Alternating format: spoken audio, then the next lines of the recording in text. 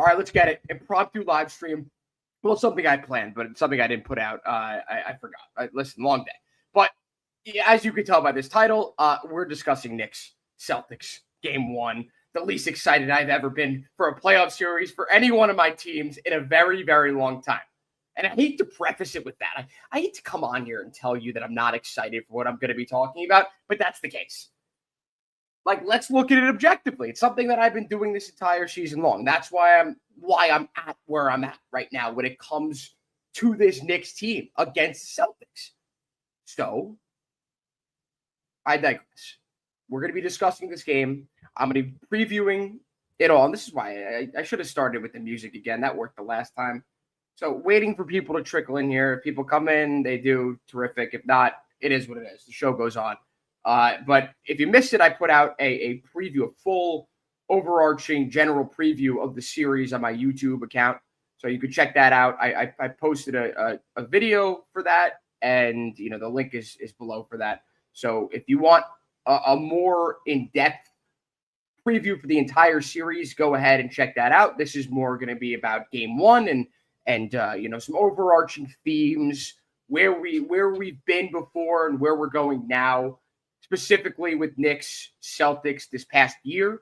Of course, the Knicks were 0-4 against the Celtics in the regular season. The first 3 games, I believe, without Mitchell Robinson. The 4th game, they had Mitch.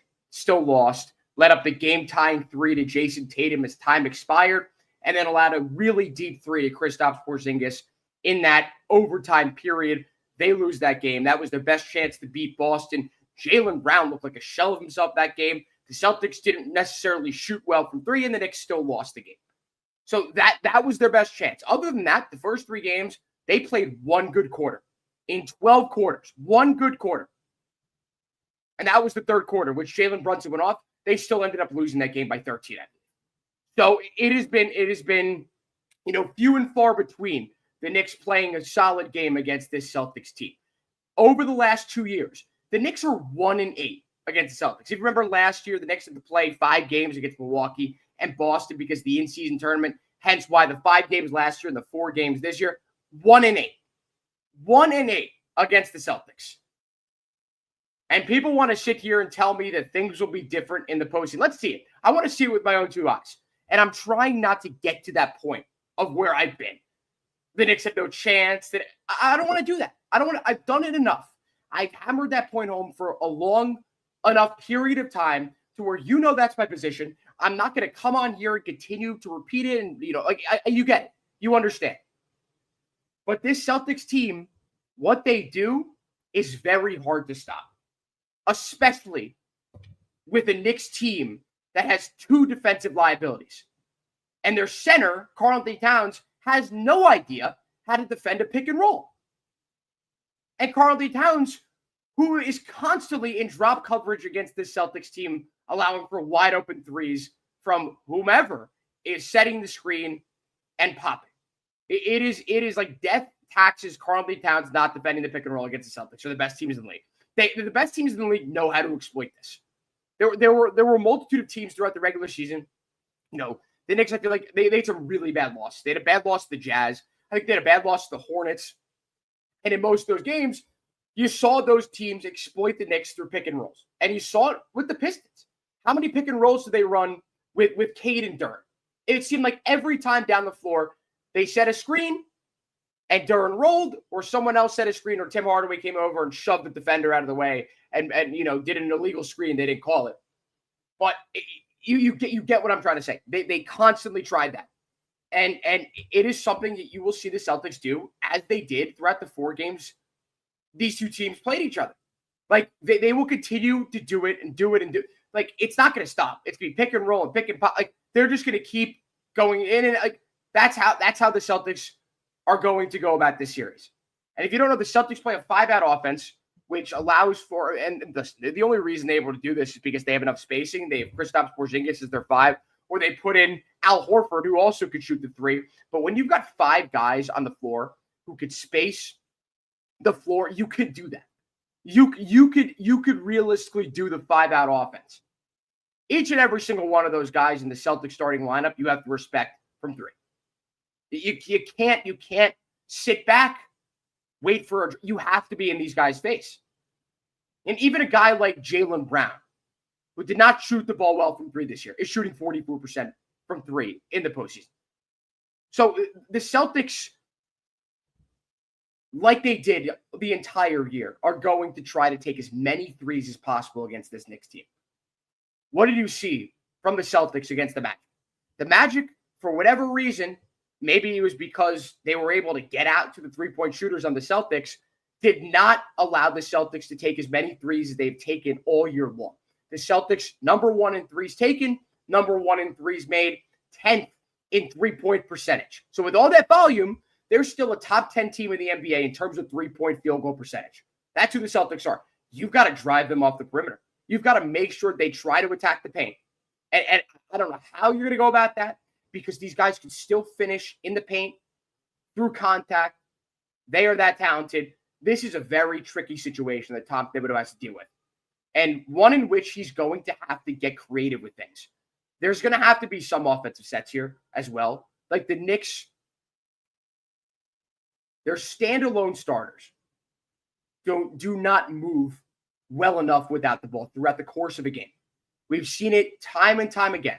The Knicks, down the stretch of games in the second, whenever they get extremely stagnant as Jalen Brunson goes to work on the opposing defender, tries to get open, sometimes has to kick it out and then gets the ball right back and then goes right into the same thing. That is how this Knicks team has fallen into the trap of not being able to score.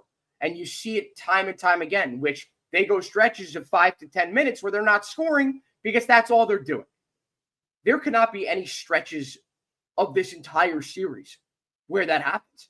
The Knicks are going to have to play a perfect game offensively. And defensively, of course, they're going to have to do what they've done best, which is match up one-on-one, fight through screens, do not allow Karl-Anthony Towns to be exposed and drop coverage. It's almost like, I'm not going to sit here and tell you that it's impossible, but it's pretty damn improbable that the Knicks are going to figure out the Celtics defensively. It's going to be difficult. They were not able to do it throughout the first 4 games that they played this season. Let's see if they're able to do it through the next 4 games. Or maybe 5, or maybe 6, or maybe 7.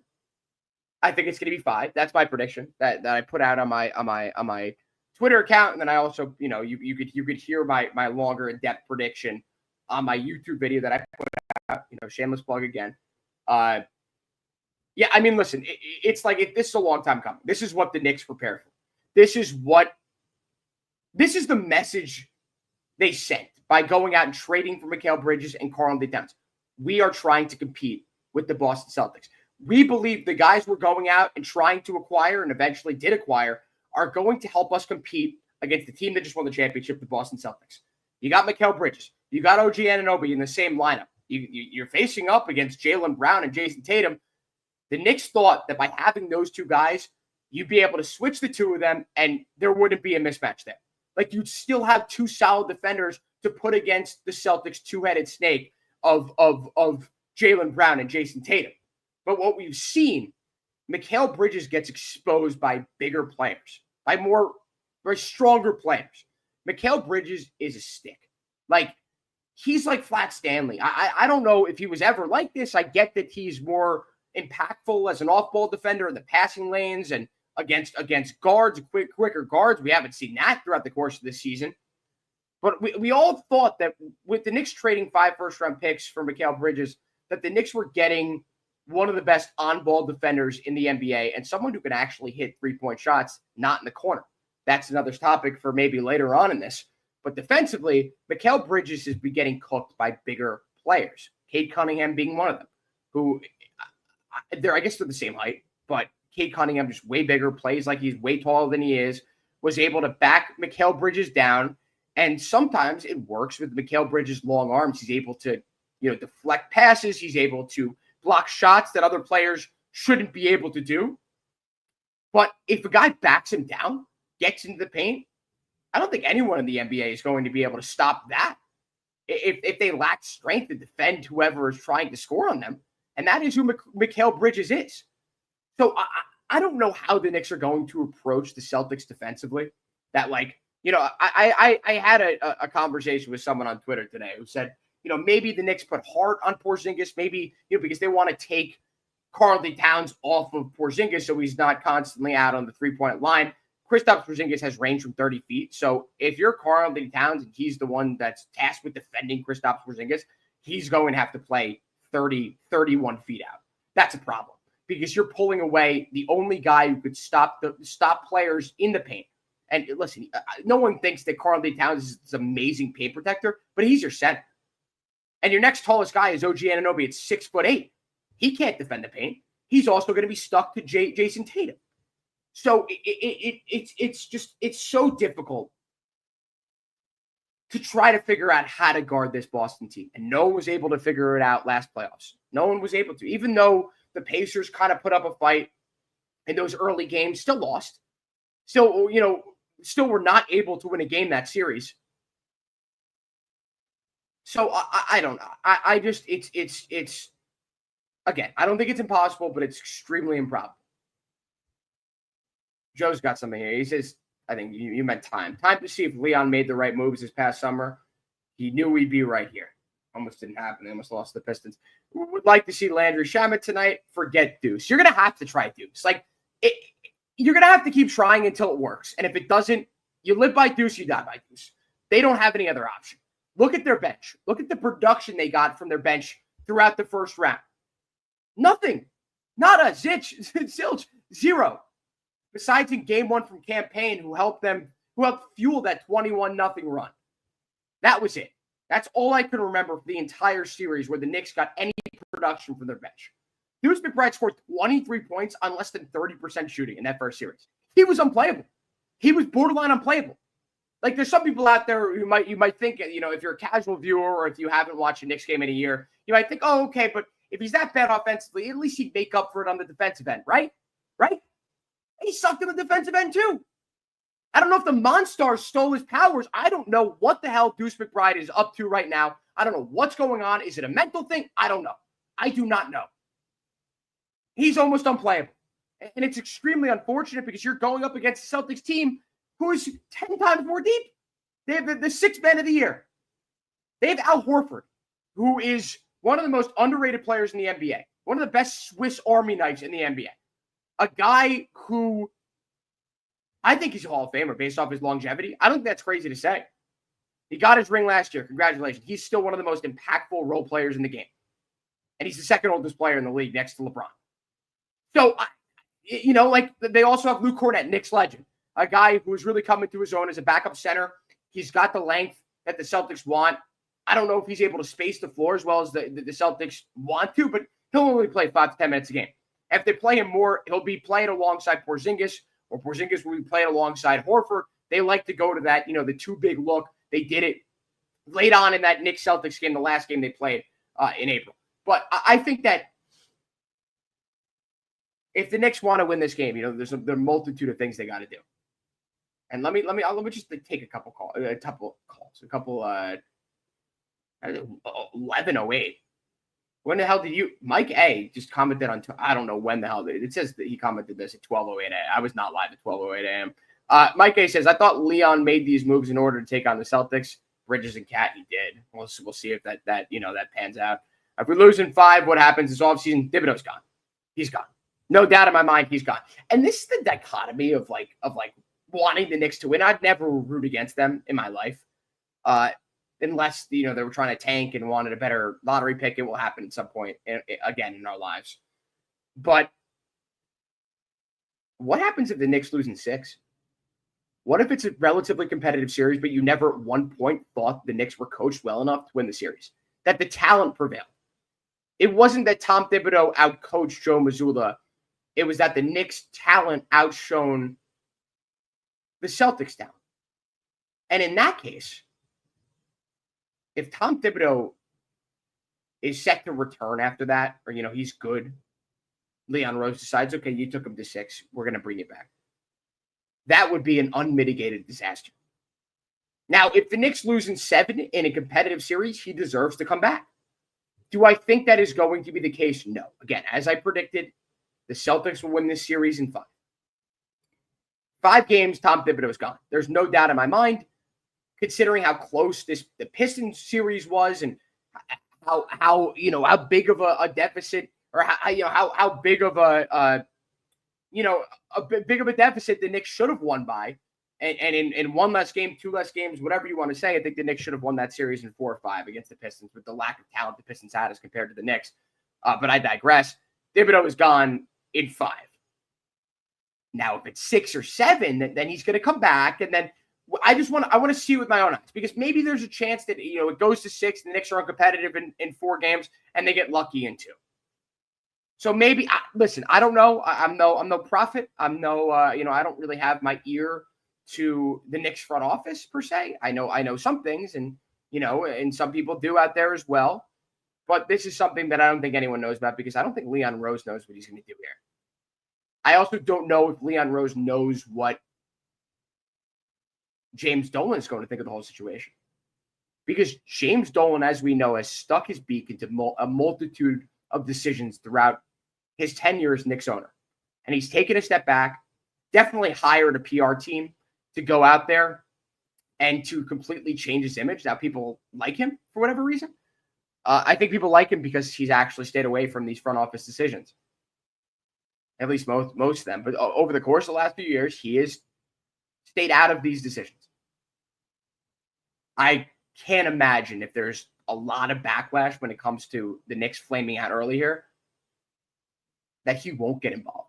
That he won't be like, hey, Leon, you want to keep Tom Thibodeau and he sucks again next year? You're gone too. Or you could fire him now and save face and hire another coach, and we'll give you another 3-year leash. I don't know. I don't think that is easy to predict. So who knows? Who knows what's going to happen?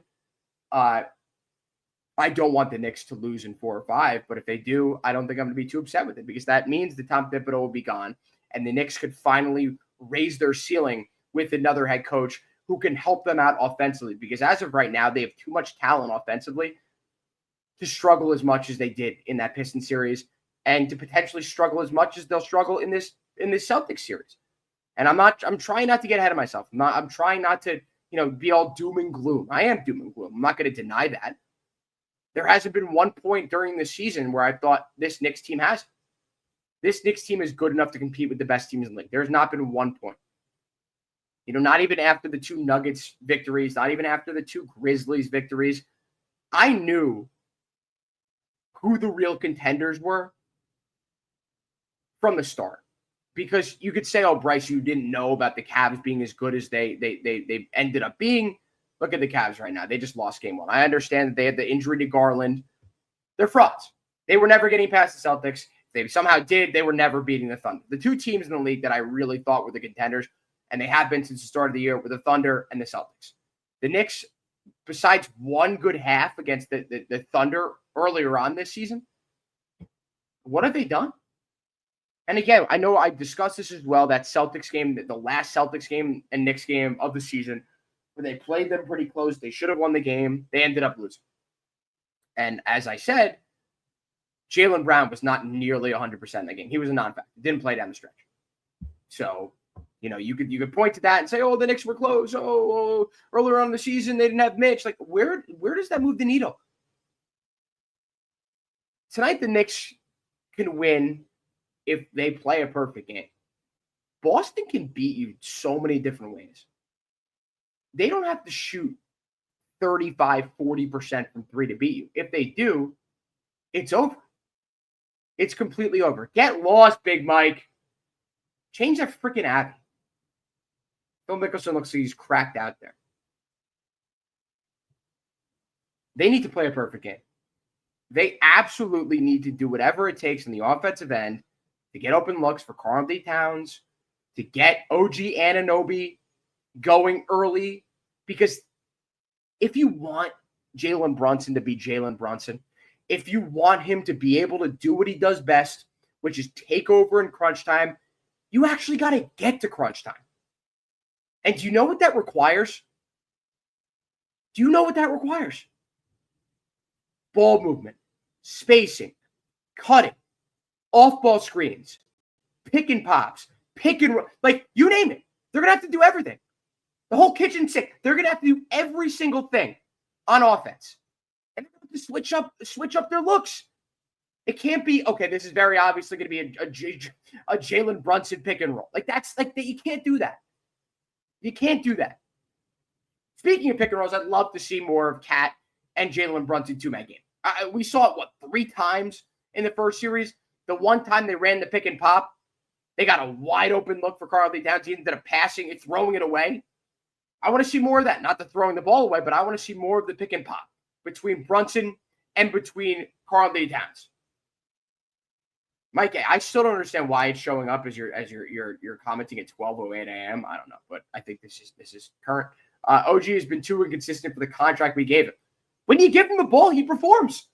When he's not a part of the offensive scheme, it is very, and this is true for not just him, but for most players in NBA history. There's select few guys that sit in the corner. Whenever you pass them, they're ready to shoot. They hit their threes. Like Ray Allen is someone that comes to mind. Later on in his career, was he a major part of the Miami Heat's game plan? Each game, in and out?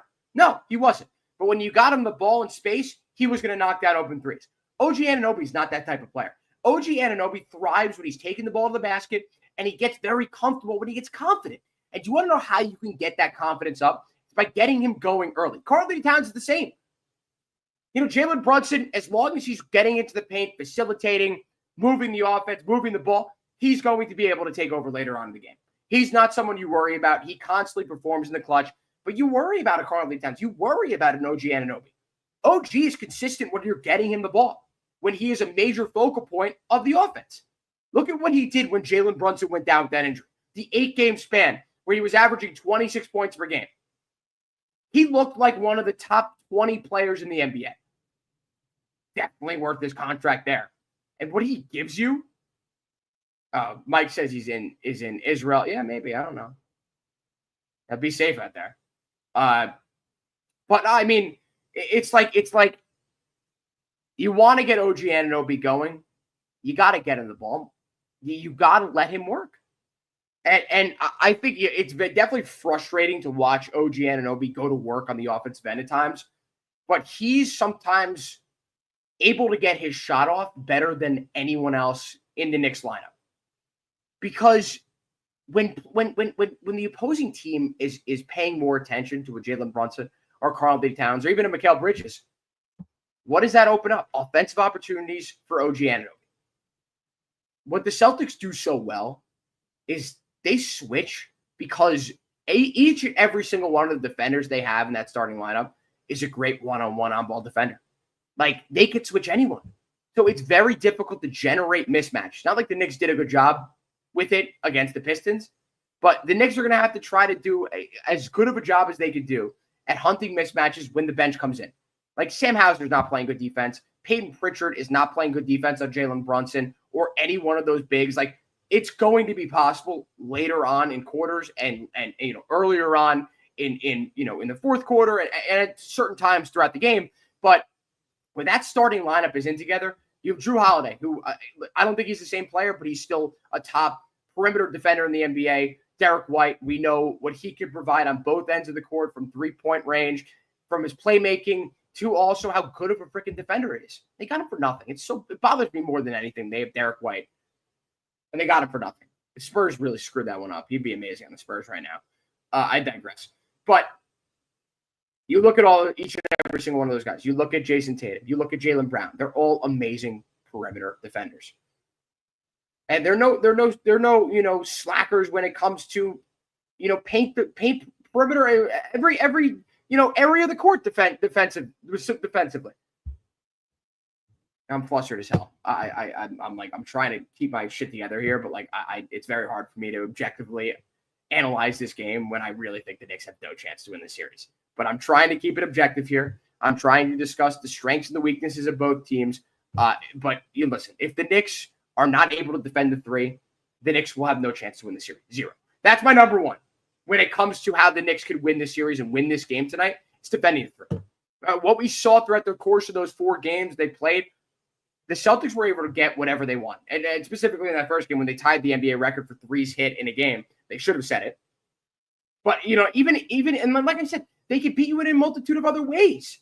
But the easiest way they can win is if they're knocking down their threes and they're taking them at a high clip.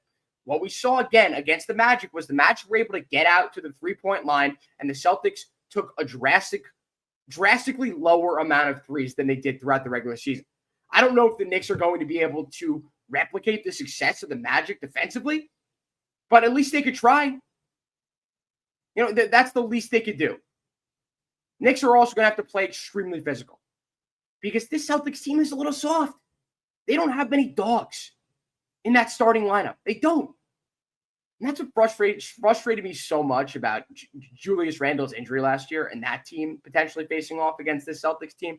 I think they could have won a 7-game series. I think they would have won a 7-game series. This Knicks team showed up when it came to matching the physicality of the Pistons in that series. Will they be able to maintain that? Will they be able to replicate the physicality that they played with against the Pistons? Hopefully they don't play down to the physicality of the opponents. If they fall into the pattern of chucking threes just like the Celtics are, not forcing them into difficult shots, not being physical with them in the paint when they drive, the Knicks are going to get blown out in this series. There's so many things they need to do right if they want to win even one game in this series. That's how much better Boston is coached. That's how much better this team works alongside of each other. And I just think that's just who the Celtics team is. That's how much more experienced they are as well. So I think that this is the moment that we've all been waiting for. The playoffs, for all the people who say that regular season doesn't matter and the record is 0-0. This is it. We are finally going to prove if you're right or I'm right. And I think I am right. And the last thing I'll discuss is Joe says want big minutes for Mitch and non-bonus minutes. Absolutely. This is something I talked about in my previous show. The Knicks need to get him in at the start of the second quarter. They need to get him in at the start of the fourth quarter. They need to get him at times when Joe Mazzulla can't send someone out there just to foul. You can't let them do the hack of Mitch. You need to get beneficial minutes from Mitchell Robinson. You won't get any of them if the Knicks are in the bonus. So that's another good point. The Knicks need to get other guys going offensively, though. Besides Jalen Brunson, we know he's going to show up. That's important. Deuce showing up is important. And the Knicks defending the perimeter and stopping easy three-point looks. And Cat not being an absolute non-factor in the pick and roll. He needs to defend the pick and roll better. I don't know how the Knicks are going to come out here. I don't know if he's going to be a drop again. I don't know. I would love to see Tom Thibodeau for one switch it up and stop being so rigid. That would be amazing. And that's the one chance the Knicks have of winning this series. It's like Dr. Strange. This is bad. Dr. Strange, right? From Marvel, from Endgame. This is the one chance is Tom Thibodeau becomes someone that he's not. Thinks outside of the box. I have no hope in that. Zero. That's why I think the Knicks have no chance to win the series. On paper, the talent is similar. I think the Knicks starting five is more talented than the Celtics starting five. Do I think they fit better cohesively than the Celtics do? Absolutely not. Do I think the depth is anywhere near the Celtics depth? Absolutely not.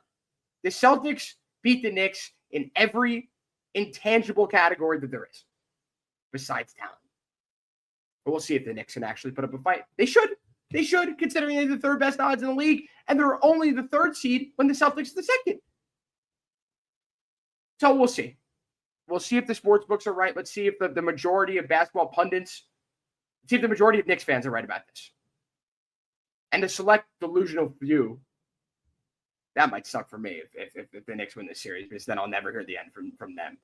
I hope so, though. I hope I'm wrong. I've never hoped I've been more wrong in my life. So let's see. Let's go Knicks.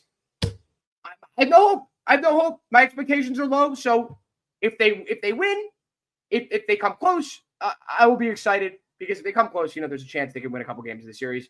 If not, if they get blown out, that'll do it. That's all, folks. That'll do it. Knicks game starts in a few minutes. Let's go. And I will be discussing this obviously later on this week and, a multitude of other live streams. Peace.